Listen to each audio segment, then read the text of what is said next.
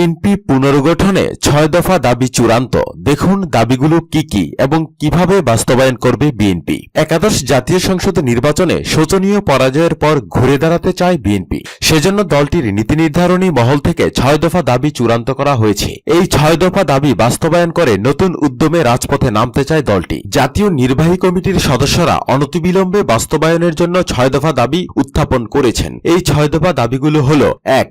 অনতিবিলম্বে অযোগ্য, ব্যর্থ এবং আওয়ামী লীগের এজেন্ডা বাস্তবায়নকারী মহাসচিব মির্জা ফখরুল ইসলাম আলমগীরকে অপসারণ করতে হবে। দলের প্রতি বিশ্বস্ত এবং সবার আস্থাভাজন পরীক্ষিত কাউকে মহাসচিব পদে আনতে হবে। ২. দলের বর্তমান স্থায়ী কমিটির পুনর্গঠন করতে হবে। নিষ্ক্রিয়দের বাদ দিয়ে তরুণ সাহসীদের স্থায়ী কমিটিতে অন্তর্ভুক্ত করতে হবে। ৩. কোন পরিস্থিতিতেই জাতীয় সংসদে তথাকথিত নির্বাচিতরা শপথ গ্রহণ করবেন না। ৪. নির্দলীয় নিরপেক্ষ তত্ত্বাবধায়ক সরকার, বেগম খালেদা জিয়ার মুক্তি এবং বর্তমান নির্বাচন কমিশন বাতিল করা ছাড়া কোনো নির্বাচন নয়। অবিলম্বে এই ঘোষণা দিয়ে ধারাবাহিক আন্দোলনের কর্মসূচি ঘোষণা করতে হবে। ৫.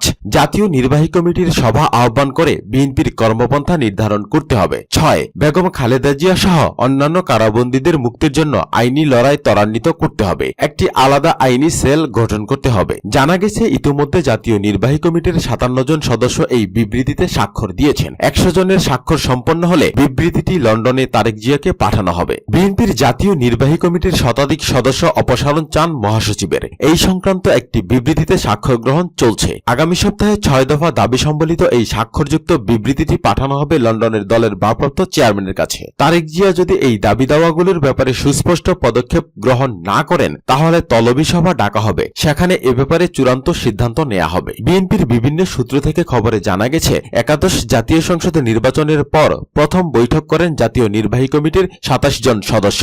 গুলশানের একটি বাসভবনে এই বৈঠক অনুষ্ঠিত হয়। এই বৈঠকে অবিলম্বে দলের পূর্ণাঙ্গ নীতি নির্ধারণী সংস্থা জাতীয় নির্বাহী কমিটির বৈঠক ডাকার আহ্বান জানানো হয়। এই বৈঠকের সূত্র ধরেই ৫ জন নেতা দেখা করেন বিএনপির মহাসচিবের সঙ্গে। তারা নির্বাচনের পর পুরো পরিস্থিতি পর্যালোচনা করার জন্য জাতীয় নির্বাহী কমিটির বৈঠক ডাকার অনুরোধ করেন মহাসচিবকে। কিন্তু দলের মহাসচিব নির্বাহী কমিটির বৈঠক ডাকার এটি উপযুক্ত সময় নয় বলে তাদের প্রস্তাব প্রত্যাখ্যান করেন। মহাসচিব বলেন, জাতীয় নির্বাহী কমিটির অধিকাংশ সদস্য হয় গ্রেফতার না হয় পালিয়ে বেড়াচ্ছে। এরকম পরিস্থিতিতে বৈঠক সম্ভব নয়। এরপর প্রথম বৈঠকে যোগদানকারীরা জাতীয় নির্বাহী কমিটির বিভিন্ন সদস্যের সঙ্গে যোগাযোগ শুরু করেন। তারা একটি দাবিনামা সম্বলিত বিবৃতি তৈরি করেন। এই বিবৃতিতে বলা হয়েছে, বিএনপির মহাসচিব মির্জা ফখরুল ইসলাম আলমগীর আসলে আওয়ামী লীগের এজেন্ডা বাস্তবায়ন করছেন। তার নেতৃত্বে বিএনপি আজ ধ্বংসের দ্বারপ্রান্তে। বিবৃতিতে শুধু মির্জা ফখরুল ইসলাম আলমগীর নয়, অভিযুক্ত করা হয়েছে বর্তমান স্থায়ী কমিটিকেও। বর্তমান স্থায়ী কমিটিকে অকার্যকর এবং অক্ষম হিসাবে বর্ণনা করে বিবৃতিতে বলা হয়েছে,